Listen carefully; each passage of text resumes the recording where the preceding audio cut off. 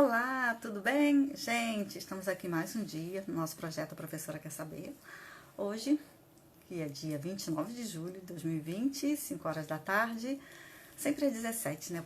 O projeto está aqui. Bom, hoje a gente tem um encontro especial, como todos os outros, que são especiais também. Mas hoje, nessa semana que eu chamei de Semana Verde, né? Porque segunda-feira nós falamos aqui com o Magno de Créditos Rurais. Foi uma live muito boa. Ontem foi dia do agricultor e hoje a gente está aqui para falar com a professora e advogada Gisele Paiva. E ela vai falar com a gente sobre aposentadoria, né, rural ou híbrida.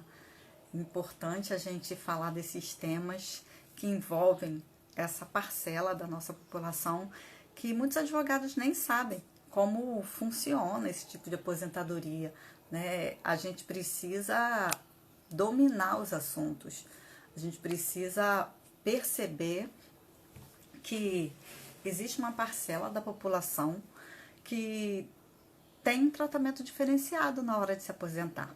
Então, a Vitória já está chegando, começar aí chamando todo mundo. Quero dizer para vocês que, como sempre, nossos agradecimentos vão em primeiro lugar para a Universidade Federal Rural do Rio de Janeiro, que abraçou esse projeto, que é um projeto que nasceu por causa das ações perante a pandemia. A gente não quis deixar a comunidade acadêmica abandonada, a gente se vestiu dessa camisa para levar conhecimento, levar conteúdo, e a gente quer dar continuidade ao projeto, fazendo com que as pessoas tenham acesso, né, a conteúdo, a informação. Eu vou começar aqui chamando as pessoas, chamar aqui, inclusive, a gente sempre avisa a universidade, a gente tem essa comunicação direta com a instituição, a gente manda para eles, eles divulgam também, né? A gente, como sendo um projeto oficial da instituição, a gente divulga na instituição e isso vai ser prestado contas, terá um relatório e tudo mais. Então, assim, é um grande prazer hoje estar aqui. A nossa convidada é muito querida, ela sempre fala desses assuntos nas suas lives, na sua timeline, o seu Instagram praticamente voltado, né, para esse lado da advocacia, né, que é o atendimento ao rural. Então, ela é uma espécie de referência para o trabalho rural, para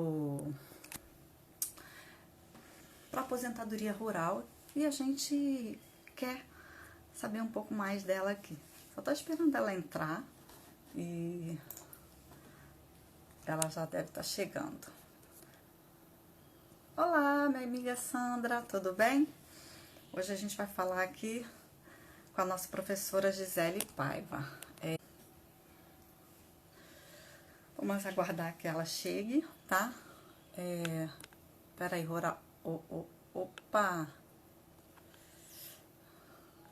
Professora Gisele já chegando, já entrando. Deixa eu ver se...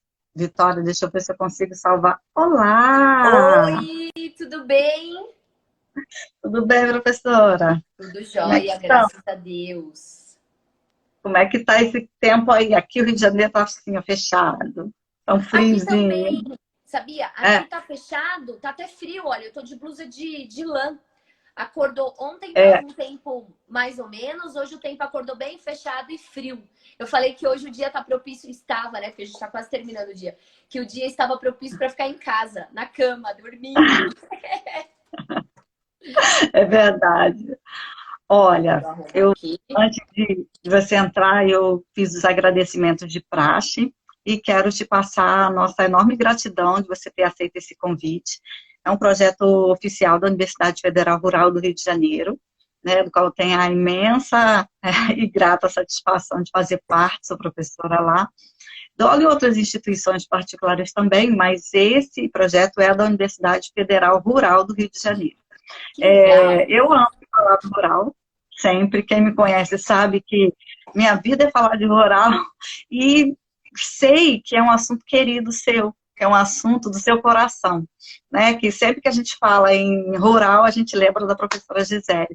E nessa semana, né, que é uma semana que eu chamei de Semana Verde, né? Segunda-feira nós falamos de crédito rural, com um técnico de da área, ele tratou desse tema. Ontem foi Dia do Agricultor e hoje a gente vai aqui te abraçar, te espremer, tirar todo o conhecimento que a gente puder de ti, porque eu sei que é um tema querido seu. Muito obrigada por estar aqui, muito obrigada mesmo. Eu que agradeço pelo convite.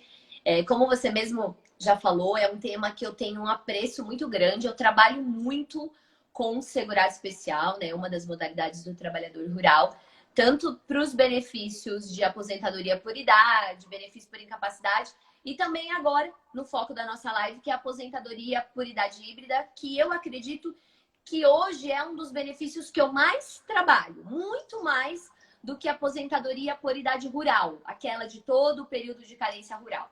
Então, eu tenho um carinho muito grande pela aposentadoria híbrida, porque é a aposentadoria que eu fiz para minha mãe. Então, a minha mãe é aposentada desde 2014, mais ou menos, na modalidade híbrida, processo judicial, com trânsito em julgado. Então, eu tenho um carinho todo especial por essa modalidade, criada lá em 2008, que vem passando por mudanças constantes, basicamente desde o ano de 2018, 2019, 2020. Eu falo que são períodos cruciais desse benefício. É verdade. A gente tem até dificuldade, às vezes, de explicar para as pessoas que existe uma pontuação, né? Vamos colocar assim, diferente dentro da lei, abriram aspas, né, para esse trabalhador, né? E a gente também tem mais dificuldade ainda de dizer para ele quando ele tem esses dois momentos, né? E ele se encaixa nessa situação de híbrida, e a gente, às vezes, precisa explicar que a prova, às vezes, é tão complicadinha, né, para o juízo, né? E a gente precisa toda hora explicar para o cliente que não basta uma coisa, não basta outra, que a regra da idade muda, mas quem vai falar hoje é você. Então, eu quero começar te perguntando, né, como isso aqui é uma entrevista e a gente ama fazer essas entrevistas, eu quero começar perguntando, professora, a aposentadoria rural, ela existe para esse tipo de trabalhador. E qual é o trabalhador que se encaixa na aposentadoria híbrida? A aposentadoria por idade híbrida, ela é um benefício lá do artigo 48 da Lei de Benefícios e ela é devida tanto para o trabalhador urbano quanto para o trabalhador rural, seja o trabalhador rural qual for. Então, eu estou falando tanto de um segurado especial, um empregado rural, um contribuinte individual rural. Então, independentemente da modalidade. A aposentadoria por idade híbrida, ela nasceu para aquela pessoa que não conseguia completar a carência única e exclusivamente sobre uma modalidade de trabalho. Então, é aquele trabalhador que não completava a carência, como ela é de 2008, né? Então, ainda vou falar de carência. Então, é aquela pessoa que não conseguia aposentar completando a carência de 180 meses ou do artigo 142 somente pelo trabalho urbano ou somente pelo trabalho rural. Então, eu falo que era aquela situação que a pessoa não se encaixava nem na aposentadoria por idade rural e nem na aposentadoria por idade urbana. Então, tinha um buraco na vida daquele trabalhador. E aí, a aposentadoria por idade híbrida, ela veio lá em 2008, pela Lei 11.718, para preencher essa lacuna, que é a possibilidade do trabalhador mesclar, daí o nome híbrida, o seu trabalho urbano e rural para completar carência para aposentadoria por idade. E aí, para essa modalidade, o legislador fixou a idade do trabalhador urbano.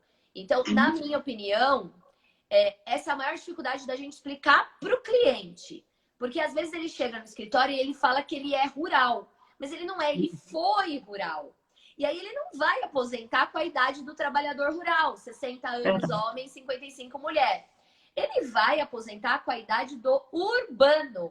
E aí, essa, na minha opinião, é a parte mais difícil. Você chegar para um cliente que vem no seu escritório com 60 anos homem, falando, não, o senhor vai ter que esperar mais 5 anos. Aí ele fala, mas eu tenho período rural. Sim, só que o senhor não tem período rural suficiente para completar a carência para aposentar por idade rural ou, porventura, ele deixou o campo há muitos anos, né?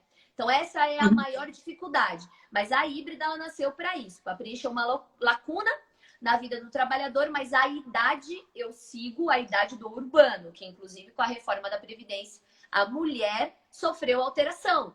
Então, a mulher, ela vai aposentar hoje, em 2020, com 60 anos e 6 meses, até chegar a 62. Então, 60 anos terminou o ano passado.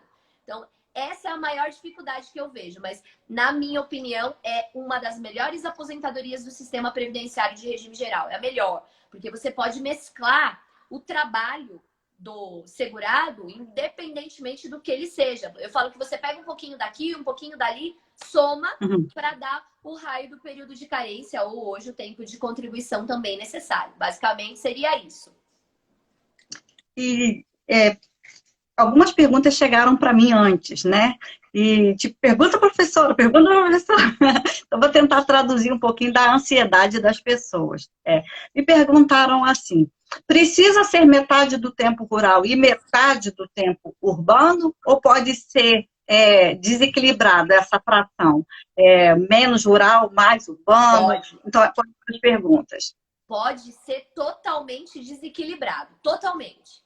Então, eu não tenho uma determinação na lei e nem da jurisprudência de um período mínimo em cada trabalho.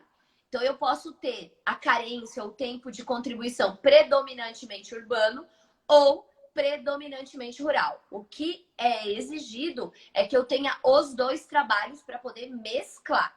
E a gente tem agora uma discussão muito grande jurisprudencial, que é o tema 1007, que agora seguiu o caminho aí para o Supremo, para analisar única e exclusivamente a utilização de atividade rural remota. Então, eu trabalho rural remoto.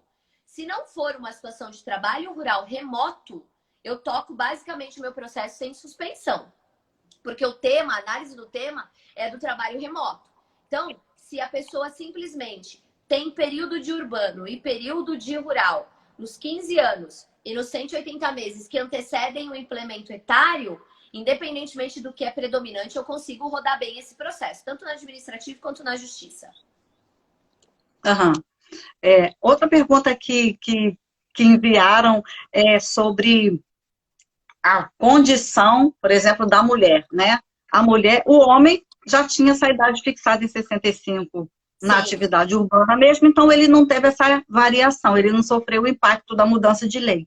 Mas a mulher vai ter esse aumento que ele é, inclusive, gradativo, em que algumas pessoas vão ficar correndo atrás dessa idade até que, de fato, complete até 62 em alguns casos. Porque algumas pessoas não vão atingir logo, não atingiram 60,5, não vão conseguir os 61, aí já vai ter mudado, e elas vão ficar. Então, as mulheres vão ter essa corrida, né, atrás do ouro, né?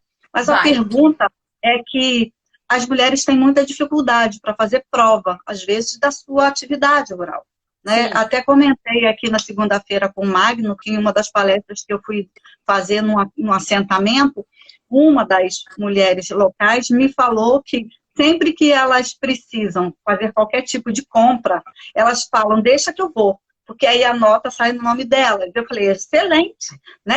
É uma iniciativa excelente. Ainda falei para elas assim, então, se o filho já for maior de 16, envie também, porque também já vai sair no nome dele, porque acho que fazer prova do grupo familiar ainda é um pouco difícil, até por conta do que o próprio nosso convidado falou.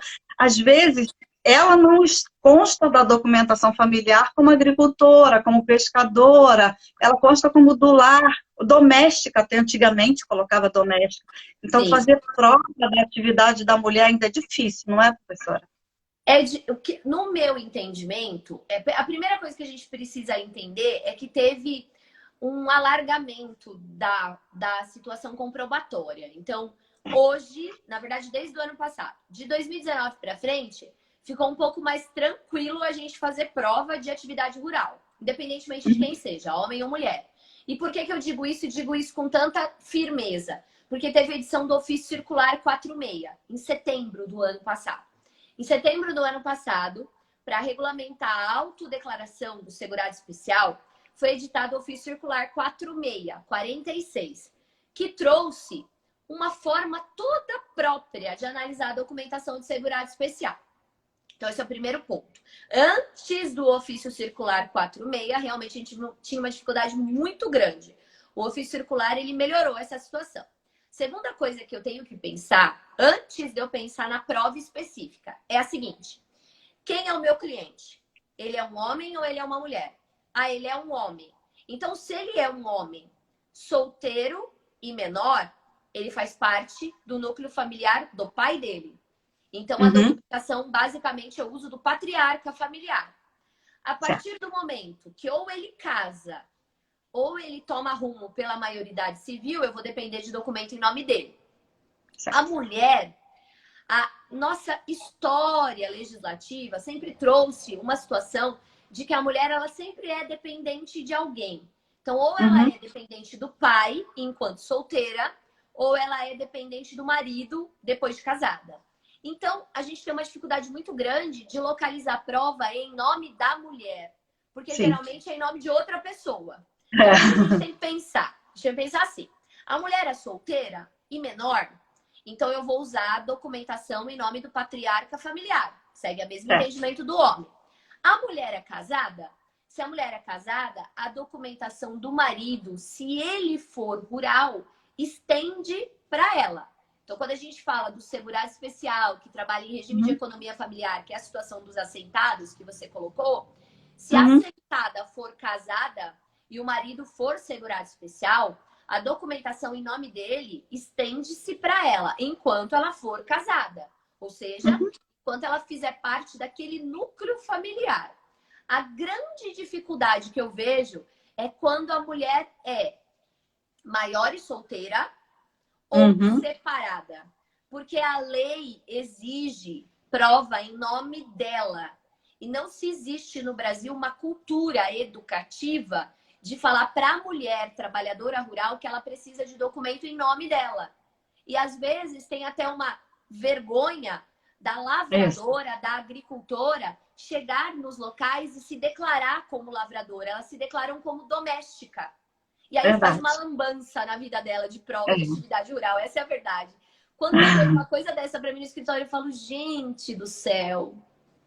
Não tem, porque não tem como você consertar. Se a pessoa se declarou como outra atividade na época dos fatos, eu não tenho prova. E a lei exige prova contemporânea. Então fica bem complicado. A prova da mulher solteira ou separada, ela realmente é difícil, porque a gente não tem uma cultura educativa de ela ter a informação adequada de que precisa de documento em nome próprio, e precisa. Por quê? Porque a mulher separada, ela não faz parte do núcleo familiar do pai. Ela sai e não volta. A mulher solteira, quando ela é maior, ela tem a vida própria. Então, essa é a grande dificuldade que nós temos hoje. Embora o ofício circular tenha melhorado um pouco a questão do número mínimo de documentos para comprovar, a gente ainda tem essa grande dificuldade hoje em dia de você conseguir prova em nome da mulher. O rol é extenso. Eu tenho lá o artigo 47 da IN 77, eu tenho o artigo 54, que traz inúmeros documentos que servem de prova. A questão é você conseguir identificar quando ela vai conseguir fazer essa prova. Se pode ser em nome de terceiro ou se não pode, dependendo da situação familiar dela. Essa é a grande verdade. Você tocou num ponto aí, né, que essa autodeclaração, ela é um instrumento de prova, assim, que veio com a intenção de trazer mais informação sobre esse núcleo, mas ele não é de fácil preenchimento, sobretudo para as pessoas do meio rural. Não é, eu envio o documento para a pessoa vai me devolve com todas as dúvidas possíveis, porque tem umas pequeninas letras embaixo de cada quadradinho daquele, diz se é a sua situação, se é a situação do grupo, e as pessoas ficam muito em dúvida. E aí elas esbarram em problemas comuns ao brasileiro, que são a falta de documentação, sobretudo em relação às suas propriedades. Muitos são poceiros, muitos ocupam a terra, dividem a terra, mas não têm um contrato, não arrendaram nada. Então, esse documento em particular, eu entendo que ele é um documento que ele procura abordar várias possibilidades, mas eu enxergo nele um grau de entendimento para o preenchimento bem difícil, sem uma ajuda. Então, a gente acaba tendo que dar esse suporte, né? Só para pontuar, eu vou ler uma pergunta aqui da Emily, que diz que em relação aos netos, ó, ela falou, e em relação aos netos, menor de idade, que vivem e trabalham com os avós na terra? A gente sabe que mais do que nunca, os avós, eles começaram a abraçar as famílias para além dos filhos, né? Eles vão cuidando, cuidando, cuidando, né? São asas mesmo, vai ficando todo mundo de baixo. E a gente quer dar esse suporte para os netos. E nesses casos, é uma excelente pergunta. Sim, neto não faz parte do núcleo familiar do avô, exceto se o avô tiver a tutela ou até mesmo a guarda. Para fins de segurado especial, a guarda ainda serviria para essa situação. O que eu tenho que entender é que, na verdade, eu tenho que visualizar o núcleo familiar daquela pessoa. O neto, ele faz parte do núcleo familiar do pai. Ele é dependente do pai e da mãe, não dos avós. Exceto se os avós tiverem a regulamentação dessa proteção. Se a pergunta é se eu posso utilizar documentos dos avós, a resposta é não. A lei não me permite utilizar documento de avô em prol de neto. Eu posso utilizar documento dos pais em prol dos filhos. Por quê? Porque a dependência econômica sempre é em relação aos pais, salvo uma situação de tutela ou de curatela ou de guarda que possa regulamentar essa proteção no campo judicial, vamos assim dizer, ou no campo legal. Então tem que tomar um pouco de cuidado com isso, porque não é todo documento que faz prova. A primeira coisa que a gente precisa estabelecer, como eu falei, é a questão do núcleo. Primeiro, se aquela pessoa trabalha sozinha ou se ela tem um núcleo familiar. Se ela tem um núcleo familiar, eu preciso entender se as pessoas que vivem com ela são consideradas como membro familiar do segurado especial. Isso quem me dá a resposta é a Instrução Normativa 77. Lá no artigo 39 eu tenho a relação de quem é considerado membro familiar no regime de economia familiar. Tem que tomar um pouco de cuidado com isso. Eu não consigo utilizar a prova de avô, de avó para neto. Só de pai e mãe para filho. Ou em nome próprio, né? Essa questão de grupo familiar, ela se complica às vezes porque a inscrição, às vezes, junto ao INSS, não é uma inscrição que reconhece inicialmente já como segurado especial. É bom quando se vê um CNIS e já consta lá, segurado especial. Aí a gente já fala, levanta a mão para o céu, né? Porque quando a gente pega aquele CNIS e já está identificado, ainda que em algum momento, você consegue começar a conduzir o caminho daquela pessoa. Mas e quando a pessoa efetivamente trabalha ou não tem a inscrição, porque acontece, são pessoas às vezes, muito simples, ou então a inscrição não faz indicação do meio rural. Sempre falo até nas minhas aulas, gente, existem códigos próprios para os rurais, e as pessoas usam os do urbano, ainda que na atividade rural eles vão lá, quando tem que fazer a contribuição, faz a contribuição fora do padrão. E aí não traz, não junta a prova que ele precisava, né? E a gente precisa ficar depois consertando isso e justificando.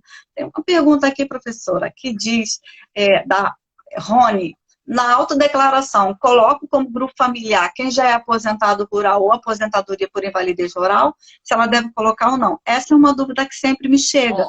A primeira coisa... ou não. A primeira coisa que eu preciso entender é o que é um núcleo familiar. O núcleo familiar do segurado especial são pessoas que trabalham na atividade rural. Porque o regime de economia familiar, ele depende da mútua colaboração de todos os participantes. Então, essa é a primeira coisa que eu tenho que pensar. O aposentado por invalidez não trabalha. Porque se ele trabalha, ele não pode estar aposentado por invalidez. Então, ele não pode fazer parte do núcleo familiar. Lá, ele já vai perder a aposentadoria, né? Olha o perigo. Pois é. Então, essa é a primeira coisa. Agora, o aposentado, em primeiro momento, o aposentado por idade rural, é difícil ele trabalhar, porque ele aposenta aos 60 anos. Mas se porventura, e já num trabalho pesado de roça. Agora, se porventura ele estiver trabalhando, não tem problema incluí-lo. no núcleo familiar. Só o aposentado por invalidez que eu não posso de jeito nenhum colocar como membro do núcleo familiar. O que eu tenho que pensar é que, assim, às vezes as pessoas confundem o núcleo familiar para LOAS, lá da Lei Orgânica da Assistência Social, do núcleo familiar de segurado especial. São coisas totalmente diferentes. O núcleo familiar do segurado especial é para caracterizar o regime de economia familiar. E agora, pelo decreto 10.410, eu faço o cadastro do titular do núcleo familiar. Só que quando eu chamo de núcleo familiar de segurado especial, o que eu quero estabelecer é que todos exercem a atividade rural para facilitar o meio de prova. Isso é muito bom, porque se eu tenho o marido como titular, eu vou colocar na autodeclaração dele que ele trabalha com a mulher. Porque quando eu for aposentar a mulher, eu tenho uma prova pré-constituída. Só que, a contrário senso, eu tenho que tomar muito cuidado com os aposentados por invalidez. Porque se eu colocar na autodeclaração que trabalha com o marido que, porventura, esteja aposentado por invalidez, eu dou margem para o INSS, cortar a aposentadoria por invalidez, porque foi declarado que ele faz parte do núcleo familiar. É bem isso, tem que tomar muito cuidado. O preenchimento da autodeclaração depende de um conhecimento aprofundado da lei. A autodeclaração, ela não traz nada de novo, nada de diferente. Ela é um recorte e cola da lei, da 8.213. Só que para eu preencher, eu tenho que conhecer pormenorizadamente a lei. Se eu não conheço a lei, eu corro um sério risco de fazer uma afirmação que prejudica o segurado, ou o próprio segurado, né? Então, é isso que tem que tomar muito cuidado com a autodeclaração. Muito. Ela é um documento muito bom, mas é um documento traiçoeiro se eu não souber preencher. A lei 11.326, né, que é a lei que fala dos quilombolas, indígenas, né, assentados, né, do PRONAF, é uma lei que trouxe, outro dia eu estava falando isso, né, trouxe alguns invisíveis sociais que trabalham, sobretudo na condição de subsistência, né, para o grupo mesmo familiar, mas é uma lei recente, que é uma lei de 2006 e tal. Bom, essa lei, ela tem essa característica de tratar diretamente dos créditos para o rural, que é o PRONAF e tudo mais.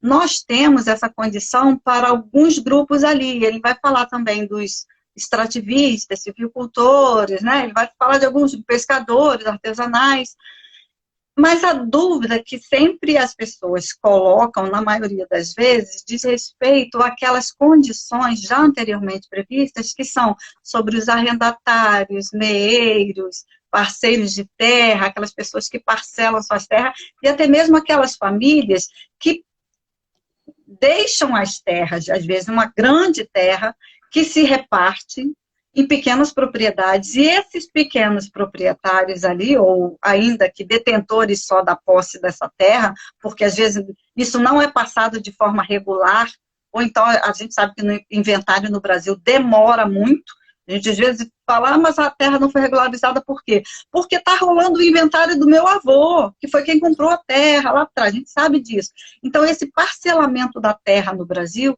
às vezes serve de elemento de dificuldade na hora de configurar a questão do trabalhador da agricultura familiar, que tem, por lei, um tamanho de terra definido, de propriedade definido. E esse tamanho de terra respeita o local que ele mora, porque o módulo rural, o módulo fiscal, ele é um módulo local, né? Então, a pergunta que às vezes me chega também é essa, com relação àqueles que arrendam, que parcelam suas terras, que dividem os espaços rurais. Como eles podem se identificar, inclusive dentro da autodeclaração. Mas aí você está falando ao lado de quem dá a terra na forma de cessão ou quem recebe a terra na forma de cessão? As duas situações. Então, tem que tomar muito cuidado com essa situação. Então, a pergunta é, aos olhos de quem dá a cessão ou de quem recebe a cessão de terra? As duas situações, porque geralmente o que acontece? Aquele que trabalha efetivamente na terra que ele recebeu e vai trabalhar a terra, ele quer fazer prova justamente porque ele está ali em atividade. Sim. Mas às vezes aquele que recebeu a terra e também tem, até de forma dividida, algum haver, algum dinheiro daquela propriedade porque recebe, ele às vezes também quer fazer uso dessa condição para efeito de aposentadoria. Então a dúvida chega pelos dois lados. O que a gente tem que entender, a primeira coisa é saber quem tem e quem não tem direito. E essa é uma típica pergunta sobre isso. O que recebe a terra, na forma de parceria, ameação, arrendamento, ele tem direito. Desde que a área recebida observe o limite do módulo fiscal, que são 4. Ou se eu for discutir na justiça a questão da desconsideração do módulo tamanho pelo módulo fiscal. Sempre quem recebe tem direito. O grande problema é de quem dá em cessão. Exato. Primeira coisa, o arrendador ou o arrendante, cada lugar fala de um jeito. Aqui eu chamo de arrendante. O arrendante não tem direito. Na verdade, não é que ele não tem direito. A denominação técnica não é essa. O arrendante não é segurado especial. Por quê? Porque ele recebe dinheiro pelo arrendamento da terra. Então, o arrendante, ele nunca teve a proteção do segurado especial. Ele não é qualificado como segurado especial. E aí eu tenho que tomar muito cuidado. Por quê? Porque se eu tenho um arrendatário, meu cliente é arrendatário. Do outro lado dessa relação jurídica, existe um arrendador ou um arrendante. E o arrendante não vai ser segurado especial nunca. E ao pedir qualquer benefício para o arrendatário, o imóvel fica cadastrado pelo nome do proprietário. Então, o INSS já sabe quem é o arrendante. E aí, se o arrendante solicitar algum benefício, vai ser negado de plano, porque ele não é enquadrado como segurado especial. Essa é a primeira dificuldade que a gente tem. A segunda é quando a cessão, a pessoa que dá a terra, que cede a terra, cede a título de meação ou parceria uma área maior do que 50% do que ele obtém, do que é dele. Porque daí ele perde também a condição de segurado especial. Mas tudo isso tem previsão na 8.213.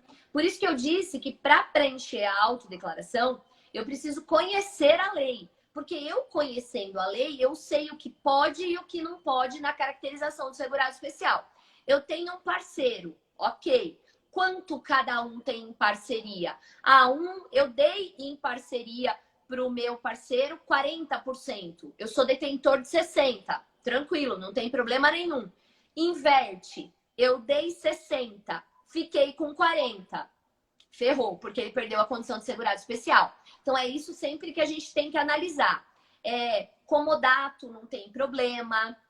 As pessoas que estão em processo de inventário não tem problema, porque a Instrução Normativa 77 traz um tópico específico falando dos herdeiros, quando ainda não teve partilha, que a área considerada é somente a dele, porque daí eu tenho um condomínio nessa situação toda. Então, as situações, basicamente, elas são tratadas, inclusive, pela Instrução Normativa 77. O grande problema é quando eu preencho a autodeclaração sem antes conhecer a lei. Porque aí eu crio vamos assim dizer, um risco muito grande para qualquer uma das partes. Eu tenho que deixar isso muito claro sempre para o meu cliente. Você tem terra arrendada? Eu arrendei um pedaço para o meu vizinho. Então, ele não é considerado segurado especial. Porque ele tem outra fonte de rendimento que não é da sua atividade rural. Então, antes o INSS ele não tinha muito como cruzar as informações. Agora, pela autodeclaração, que é o principal documento que vai alimentar o CNIS segurado especial, ele tem como ter acesso a essas informações. Então, tem que tomar muito cuidado quando tem cessão de terra. Muito cuidado. Não muito ao olhar de quem recebe, mas mais ao olhar de quem faz a cessão. Aí tem que tomar muito cuidado. A gente às vezes esquece, né? Quando eu digo a gente, né, é uma forma de dizer, a gente às vezes esquece que não existe apenas o segurado especial na condição de trabalhador rural, né? Sim. A própria lei, ela vai tratar do empregador, do empregado, mas aí eles cabem contribuições. Então, essa prerrogativa, né, de fazer prova com outros elementos, ela só é cabível ao segurado especial. Então, aquelas pessoas, e aí no caso, aquele que promoveu a cessão da terra, o arrendante, como a professora falou, ele tem que fazer prova de contribuição, né? Porque senão o arrendante rural, ele é contribuinte individual rural. Ele é contribuinte individual. Se ele não tiver recolhimento, ele não consegue se aposentar. A prerrogativa da aposentadoria pela prova do trabalho rural sem o dever de recolhimento é só do segurado especial. Por isso que é tão difícil caracterizá-lo, porque a lei ela sofreu muitas alterações ao longo do tempo e ela fechou a figura do segurado especial. Então eu sempre falo que o segurado especial ele é uma figura por exclusão. O meu cliente só vai ser segurado especial se ele não for nenhuma outra. Aí ele é o segurado especial. Então nunca é a primeira opção, é sempre a última. A Tânia está falando aqui que o seu curso para preencher a autodeclaração é show.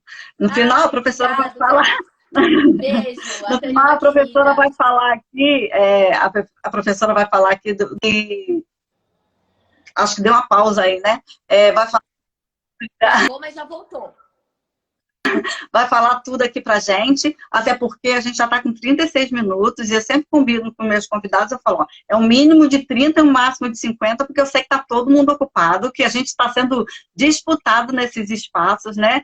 E é um ato de generosidade do convidado vir aqui falar com a gente, nesse mundo que a gente agora só se comunica assim, por mídia.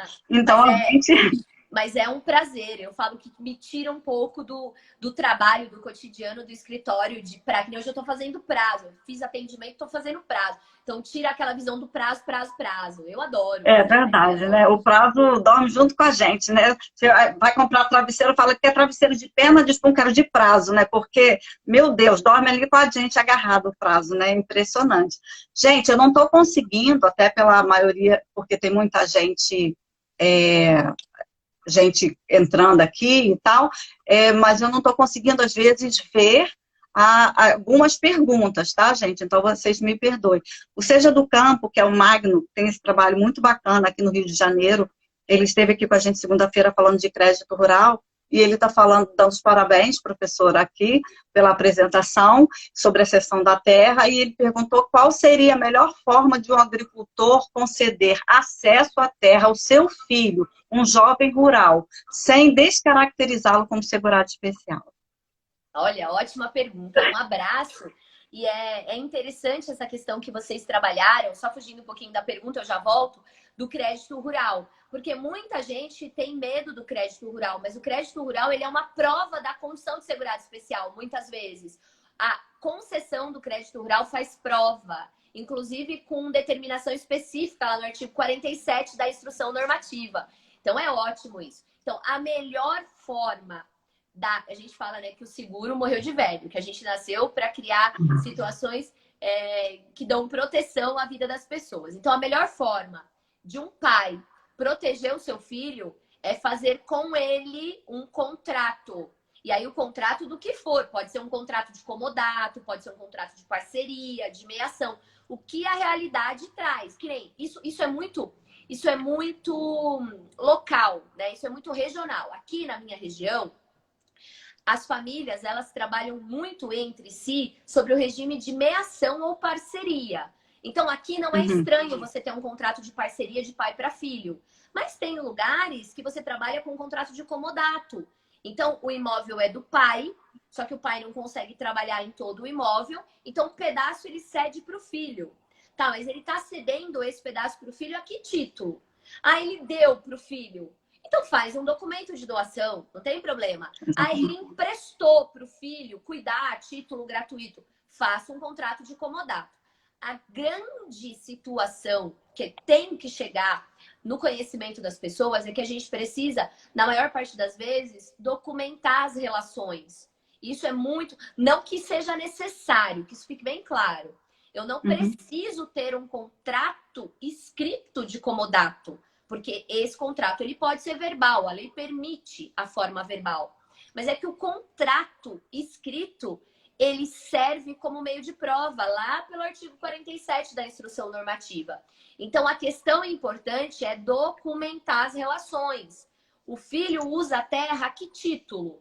Ah, o filho usa a terra a título de empréstimo. O pai emprestou para ele. Faz um contratinho de comodato, reconhece firma em época própria. O reconhecimento de firma contemporâneo à emissão do documento serve como prova. Como eu disse, está lá no artigo 47. Então, essa é a questão mais importante. Aí, o que vai depender de como vai ser documentada é a relação realmente existente entre pai e filho. Pode ser que seja uma relação de parceiro, pode ser que seja uma relação de meieiro. Só toma cuidado com o arrendamento, porque daí o pai perde a condição, porventura, de segurado especial se ele fosse.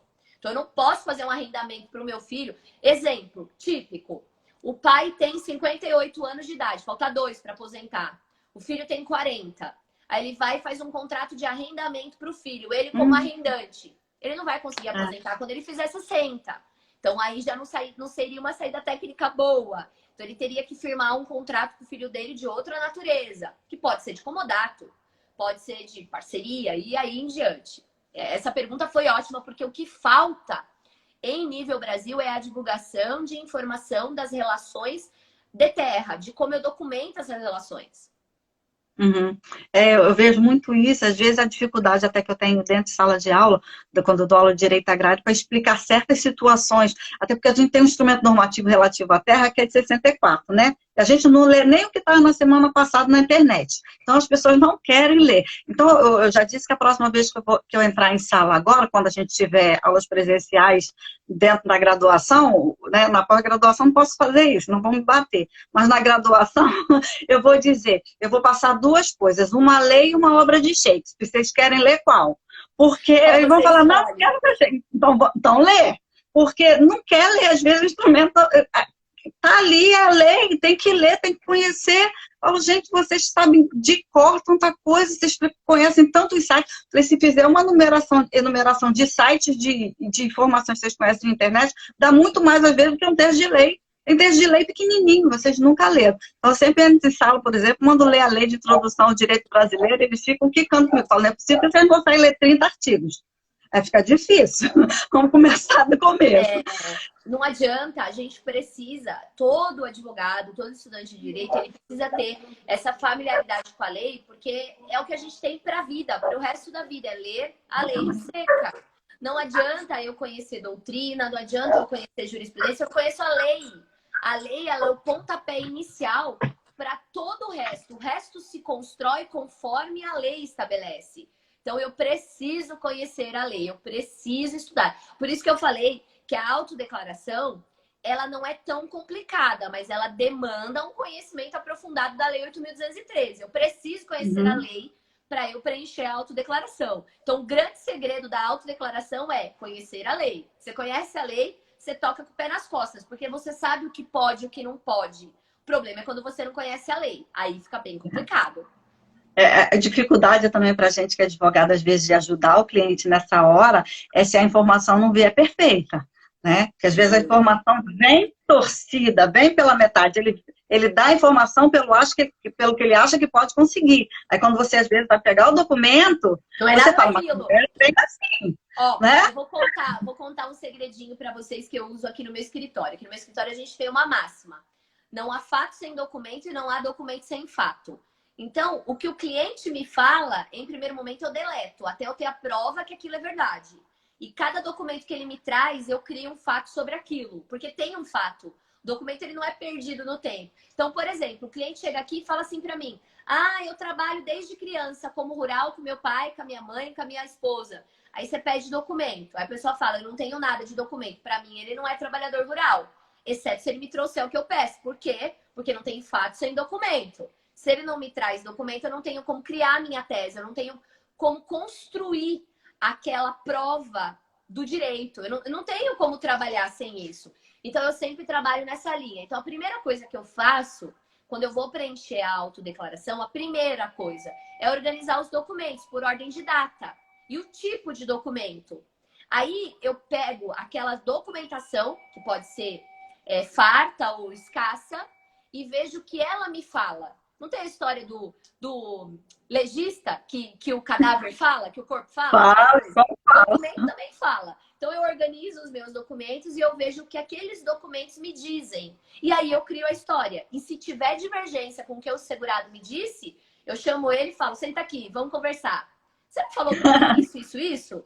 Mas esse documento aqui, ó, o que é? Sabe? Então, isso é muito importante. A gente aprender primeiro a interpretar o documento para depois criar a história.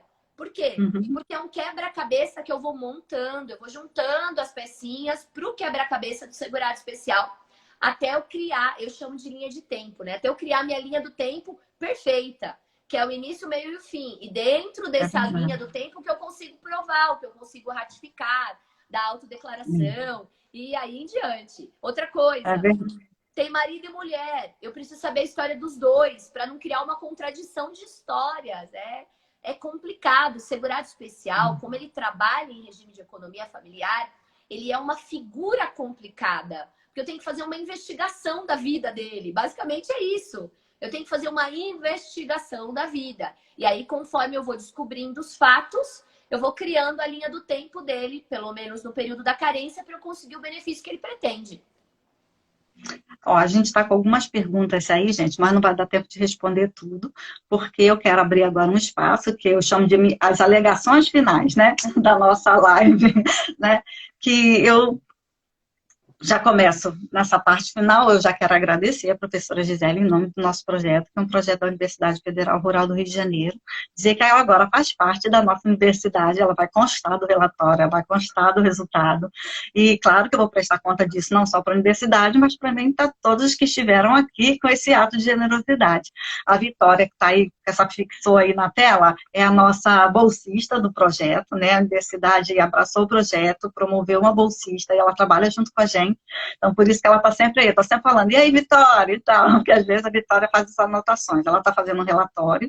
Então, já quero agradecer demais, professora, a sua passada aqui. Esse momento foi, assim, valoroso, e eu quero que você use agora esse momento de final aqui, não para responder pergunta, mas para dizer sobre os seus projetos, sobre as suas atividades, se você tem algum curso em andamento, onde é que a gente pode te achar, das suas redes sociais. Eu sei que a professora Gisele já tem mais de 10 mil seguidores, essa semana eu acompanhei, foi muito bacana, né? Mas a gente sabe que é uma construção do dia a dia, de um trabalho sério. Eu conheço a professora Gisele há muito tempo, a gente se acompanha, e a gente, quando a gente faz um trabalho sério, o resultado vem. Sempre que eu dou palestra, né, sobre a jovem advocacia, eu falo para eles que não tem como não associar a minha vida rural, né? Eu sou de família do campo. Então, eu sempre falo para eles, olha só, a vida do começo de advogado é igual plantar café. Você planta café hoje, amanhã você não toma café, não. Café demora. É 2 anos, 3 anos, com 5 anos, com certeza você vai tomar café.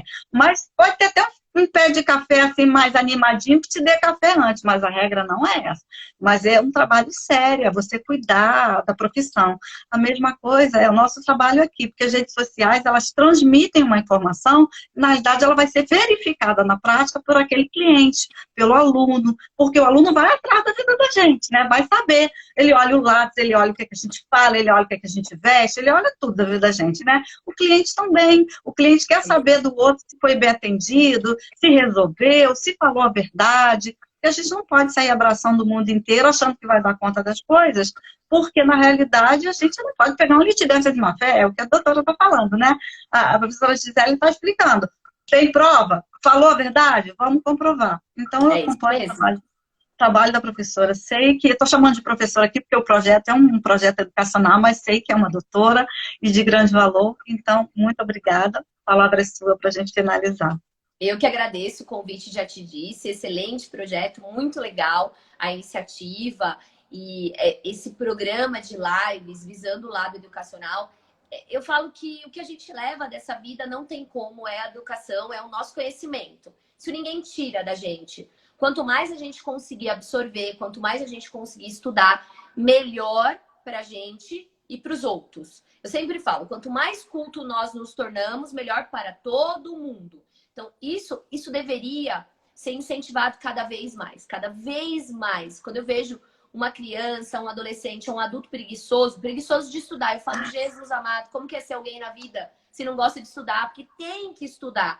Até para você ter uma profissão que é considerada, porventura, de menor complexidade, você precisa estudar aquele ofício. Então, a gente vem aí, enfim, de uma série de estudos, e agora mais do que nunca por conta da reforma da Previdência. Eu queria te agradecer pelo convite, como eu já te falei, parabenizar pelo projeto, que é muito legal. Fiquei conhecendo através de você, mas muito legal. Para quem não me conhece ainda, porventura, as minhas redes sociais, o meu Instagram é @profgiselepaiva. E eu tenho também, junto com a professora Ana Júlia Avance, uma plataforma de cursos online, 100% Muito online, legal.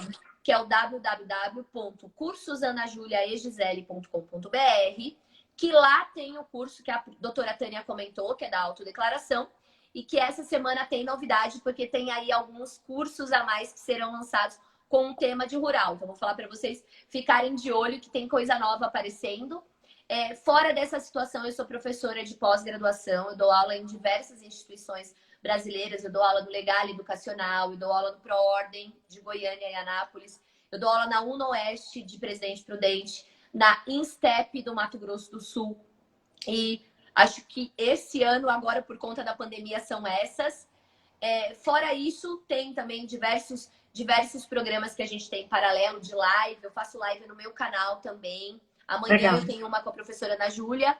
E quem precisar de mim para qualquer coisa também pode ter meu contato através do direct. Pode mandar pergunta que eu respondo. Eu vi que teve várias perguntas aqui que a gente, porventura, não conseguiu responder. Quem quiser pode me mandar lá no direct. Relacionado ao tema da nossa live, da híbrida, que eu respondo sim. Se você quiser fazer algumas perguntas que a gente teve aqui, se ainda tiver tempo, pode fazer que eu respondo também. Não sei se está aparecendo para você as perguntas. Algumas estão, mas a gente já está com 51. Ela vai Eu sempre cair. fico com medo de não conseguir salvar. E também quero te perguntar se eu posso salvar a live, se posso colocar no canal, porque aí fica Claro. disponível. Posso? Pode, é um prazer. Excelente. Pode sim. Excelente.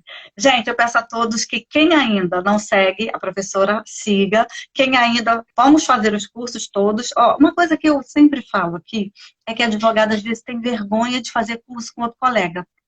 E a gente não deve ter vergonha disso, sabe? A gente não deve, sabe? Você sabe costurar? Eu sei. Tem gente que não sabe. Aprende a costurar comigo. Você sabe bordar? Eu não sei. Eu aprendo a bordar com você. Na advocacia não é diferente. Na advocacia a gente fala, caramba, ela conseguiu absorver melhor. Vou lá.